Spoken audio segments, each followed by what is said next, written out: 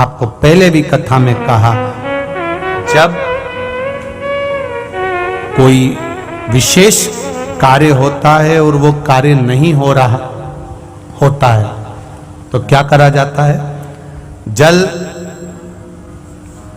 जहां आप लोगों ने पहले स्मरण किया है, जैसे ये शिवलिंग है, ये जलाधारी है, ये जल यहां से गिर रहा है वो स्थान।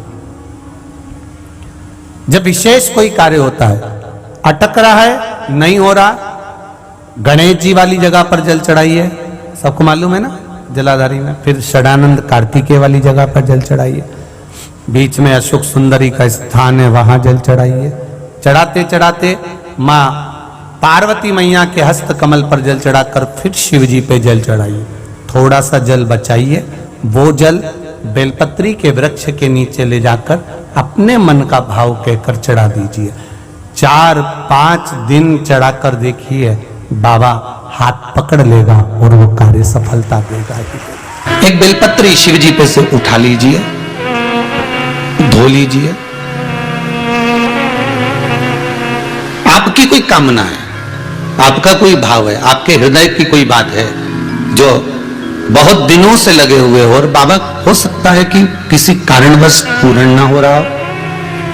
कई लोग कह भी देते हैं गुरुदेव, कोई कहते हैं, जैसे आज कोई कह रही थी बच्ची की मैंने शिव महापुराण में पशुपति व्रत सुना और उसको करा, उसका लाभ मुझे मिला। मेरे पति ने भी करा, उसका भी लाभ मुझे मिला। पर एक काम गुरुदेव ऐसा अटका हुआ है कि वो काम हम करना चाह रहे हैं, व्रत भी कर लिया, अनुष्ठान भी कर लिया, पर फिर भी वो व्रत के कारणवश भी वो कार्य नहीं हो रहा, तो समझना कि कोई कार्य बड़ा भारी होगा और बाबा उसको कर नहीं रहा है, या कोई काम अटक रहा है।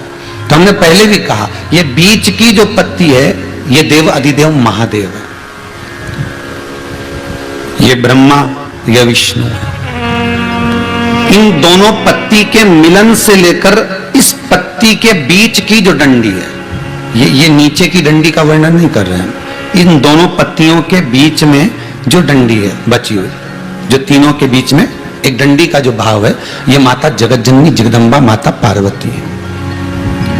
इस डंडी के नीचे का जितना भाग है, ये 33 कोटि देवताओं को दर्शाता है। बेलपत्री के नीचे पिछले वर्ष की श्रावण की कथा यदि आप निकालेंगे और उसको पेज पर जाकर आप सुनेंगे तो आपको प्राप्त होगा कि उसमें भी कहा था कि जब आप पशुपति व्रत कर रहे हो, या कोई नियम धारण कर रहे हो, या कोई आपने नियम उठा रखा है और वो कार्य आपका हो ही नहीं रहा, आपने 2 बार पशुपति व्रत कर लिए, आपने ये कर लिया, आपने प्रदोष कर लिया, आपने सोमवार कर लिया, आपने सारे अनुष्ठान कर लिए, बहुत सारे उपाय भी करे, तो भी नहीं हो रहा, तो इस बीच वाली पत्ती पर शहद लगाकर बाबा का जो शिवलिंग है, उस शिवलिंग को इसको छुआ दीजिए या उससे चिपका दीजिए और उस पर अपनी हथेली रखकर कामना कर कर वापिस घर को आ जाइए। बाबा आपकी वो मुराद शीघ्र 3 महीने के अंदर पूरा कर ही देता है। ये आपके जीवन में ऐसा लगने लगे कि हाँ बहुत कष्ट है, कर्जा भी बढ़ गया, तकलीफें भी बढ़ गई, बहुत दुख भी बढ़ रहा है, कहीं परिवार सही नहीं चल रहा है, तो प्रयास करते रहा करो। हफ्ते में एक बार 1 चावल का दाना जल के पात्र में डाल लिया, 1 काली मिर्च जल के पात्र में डाल ली और उस जल को ले गए, थोड़ा सा चंदन का छींटा डाल दिया, ले जाकर शिव जी को समर्पित कर दिया। शंकर को जल चढ़ाने के लिए 5 स्थान हैं जहां शिव को जल चढ़ाया जाता है और शंकर उस जल को स्वीकार करते हैं, जिसको पंचगंगा कहा गया। आप शंकर जी के मंदिर में जाकर ये कभी ना विचार करना कि पार्वती जी को ढूंढना पड़ेगा, या गणेश जी को ढूंढना पड़ेगा, या कार्तिकेय जी को ढूंढना पड़ेगा, या भैरव को ढूंढना पड़ेगा। हमें शंकर के मंदिर में जाकर किसी देवता को ढूंढने की जरूरत नहीं है। जहां शंकर भगवान का शिवलिंग रखा हुआ है वो माता जी का हस्तकमल है, माता पार्वती जी का स्थान है। जहां शिवलिंग रखा है वो शंकर भगवान है। जहां जलाधारी है उस जलाधारी के पास में जहां पानी बहता है बीच में अशोक सुंदरी का स्थान है। जहां से पानी बह रहा है उसका राइट भाग वहां गणेश जी का स्थान है, लेफ्ट भाग कार्तिकेय जी का स्थान है। शंकर भगवान के ऊपर जो जल गिर रहा है वो शंकर भगवान की 5 लड़कियां जया, विषहरा, शामलीबारी, दौतली, देव, ये शंकर जी की 5 बेटियां ऊपर हैं। जहां से पानी बहकर उस निकासी से, जहां नाली बनी रहती है, पानी जहां से निकलकर बाहर मंदिर के जा रहा है, वो 33 कोटि देवताओं का स्थान है। इसलिए सारे मंदिरों की परिक्रमा हो सकती है, पर शंकर जी के मंदिर की परिक्रमा नहीं करते, क्योंकि वो जल जो जा रहा है वो 33 कोटि देवताओं का स्थान है, उसको हम लांघ नहीं सकते। सबसे पहले शिव जी का जो जलाधारी है उसमें राइट भाग पर अपनी मनोकामना कर कर जल चढ़ाएं, फिर लेफ्ट भाग में चढ़ाएं रोग मुक्ति के लिए, अशोक सुंदरी की जगह पर चढ़ाएं, ये तीसरा स्थान। चौथा स्थान माता पार्वती जी का जो कटी भाग है, जहां पर शिवलिंग रखा हुआ है, उस भाग पर जल चढ़ाएं, चौथा भाग। पांचवा भाग शंकर जी के ऊपर चढ़ाएं। ये 5 जगह पर जल क्रमवाइज चढ़ाएं। हजारों लाखों बीमारियों में कुंदकेश्वर भगवान का नाम ही काफी है। कुंदकेश्वर, यदि शरीर में रोग हो गया और वो रोग समाप्त ही नहीं हो रहा, 4-6 दिन हो गए हॉस्पिटल में पड़े, डॉक्टर अपना काम करे, उसको करने दो।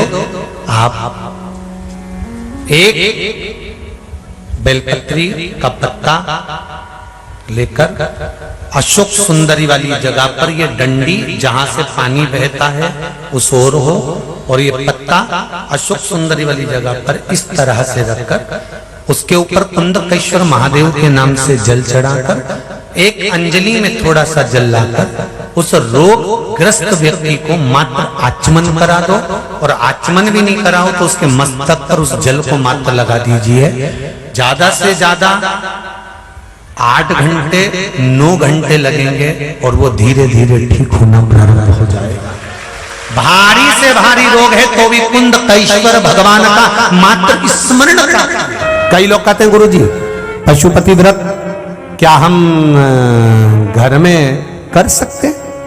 मना नहीं है, पर दिक्कत केवल इतनी सी है कि वो दिया लगाने कहां जाओ, कौन से नंबर का दिया? बोलो जम के। 6ठे नंबर का जो दिया, 5 दिया तो तुम घर के अंदर लगा दोगे, पर वो 6ठा दिया दरवाजे पे लगाने कहां जाओगे? दिक्कत वहां आई है।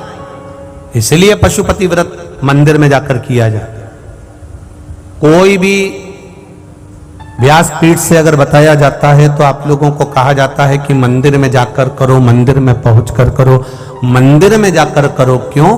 क्योंकि घर में जो शिवलिंग होता है उसकी आराधना, उसकी पूजन केवल आप अकेले करते हो या घर के लोग करते हैं, पर मंदिर में जो शिवलिंग रहता है उसकी आराधना कोई किस भाव से आ रहा है, कोई किस भाव से आ रहा है, उसकी आराधना वो उस भाव से करता है। इसलिए मंदिर के शिवलिंग का जो तपबल है, हमारे यहाँ कहते हैं कि मंदिर का शिवलिंग, फिर वन का शिवलिंग, नदी के तट का शिवलिंग। जैसे अभी आपको कहा कि भजन का बल कंजरी में कर रहे हो, फिर राम मंदिर के अंदर बैठकर कर रहे हो, फिर राम मंदिर के बाद में वन में कर रहे हो, वन के बाद में किसी नदी के तट पर कर रहे हो, नदी तालाब के तट के बाद में फिर किसी जंगल में कर रहे हो, जंगल के बाद में किसी वृक्ष के नीचे बैठकर कर रहे हो। उस तपबल का स्थान देखा जाता है कि तपबल किस जगह का है। अगर ज्यादा दुख है, संकट बहुत भारी है, इतना बड़ा संकट है कि वो निपट ही नहीं रहा, फिर एक लोटा जल,